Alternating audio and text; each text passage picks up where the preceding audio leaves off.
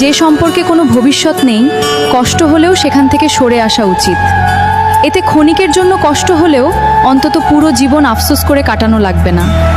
তুমি ভালো খুঁজতে গিয়ে আমার ভালোবাসাটাই হারাই ফেলছো। একটা কথা মনে রাখো, সবাই তোমারে ভালোবাসবো, কিন্তু আমার মতন ভালো তোমারে কেউ বাসতে পারবো না।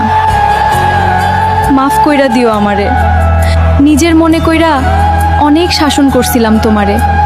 যে কথা না বইলা থাকতে পারে সে ভুলেও যেতে পারে। দিনে দিনে নিজের বিশ্বাসের কাছে একটু একটু করে শেষ হয়ে যাচ্ছি। আমার জীবন ঠিক কোনখানে গিয়ে থামবে আমি সত্যিই জানি না। আমার কপালে শেষটা কি আছে। আমি ছিলাম মোমবাতি, সে ছিল রাত।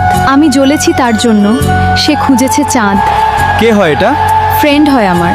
তোমারে বলছি না ছেলে ফ্রেন্ডের লগে মিশবা না।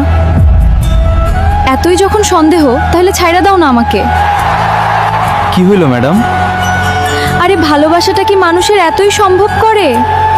যে সত্যিকারের ভালোবাসে সেই তো সন্দেহ করে, না হলে কার এত টাইম আছে এ যুগে একজনকে নিয়ে ভাবে। যাও। সরি। ওই মেয়ে, ওই মন্দিরে গেলে লেখা থাকে মঙ্গল মিলে, ওই মসজিদে গেলে লেখা থাকে জান্নাত মিলে, ওই ওষুধের দোকানে গেলে লেখা থাকে ওষুধ। আরে কইতে পারোস কই গেলে আমার জান্নাতরে পাইবো?